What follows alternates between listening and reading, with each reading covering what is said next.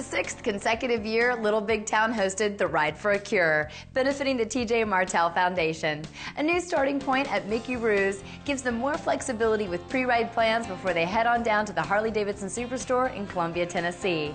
To date, more than 2,500 motorcycle riders have participated, raising almost $300,000 to help fight leukemia, cancer, and AIDS. Lynn caught up with a few special guests before the big ride.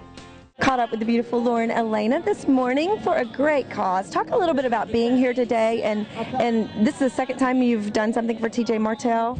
Yeah, it is, and I love being able to be a part of this because of I've had a family member that had cancer, and actually I've had a few that have had cancer. My grandfather just got his cancer removed like 3 months ago, and just being able to come out and do what I love to make help other people is always a blessing.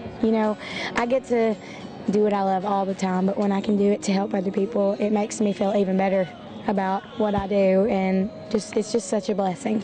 It's really sweet. And you're going to sing today when everybody gets down to Columbia, right? I am. I'm gonna do a little acoustic set, and I just I love being able to sing in front of people, and it's like I'm right at home when I'm singing, so I'm really thankful to be here. When you rest on getting by. Talk a little bit about today's event and how much money it's raised for TJ Martell, and I mean, what a great way to kick off or end the end of CMA week. Oh yes, ma'am. It has gone on for 6 years. Little Big Town is our host, and over the last 6 years, they've raised over $300,000. We've had about 2,500 motorcycle riders participate in the event, and it's just grown and grown each year. Little Big Town is so special to the foundation, and they're here today out in the rain, and all the other artists are showing up now for everybody, and it's going to be a great day. We're not going to get the motorcycle ride, and they're not going to get to see the trace, but other than that, everything's going well. It's a great morning, just a little bit of rain. I guess we needed a pontoon this morning. Exactly. We're rethinking this whole thing now. But now you guys are all here, 6th annual, and you're going to host today. Talk a little bit about the event.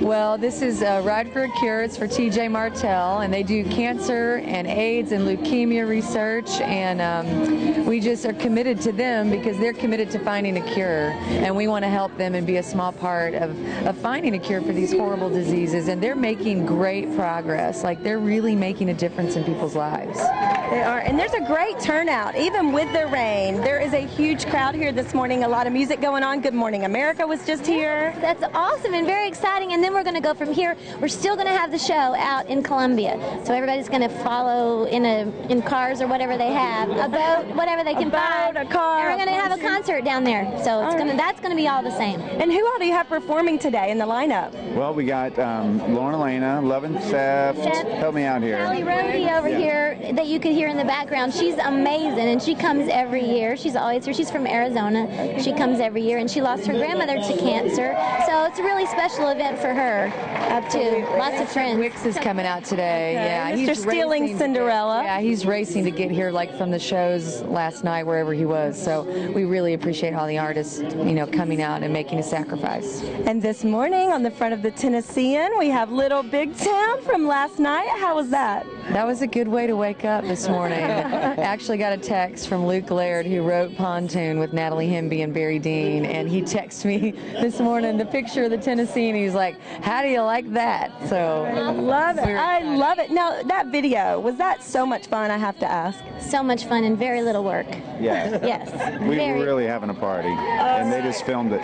You guys just got to hang out and chill. Yeah, what a great way to work on a lake. It was a great day. I hear you. All right, well, thank you so much. This is Little Big Town, everybody, at Ride for Cure, the 6th annual, here leaving Franklin and heading to Columbia.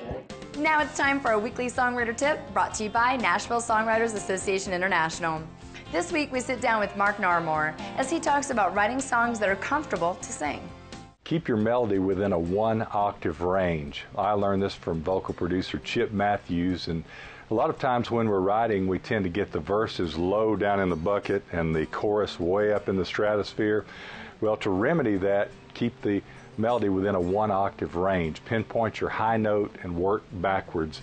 The majority of singers are very comfortable within this range. It takes a conscious effort, but plan for a great singable melody. To learn more about NSAI, visit NashvilleSongwriters.com. That's about all the time we have for this week's show, but don't forget those new Craig Morrison discs up for grabs. Enter online at InsideMusicRow.com. Don't forget to check out our Facebook page, too, for all the latest news and events going on around town.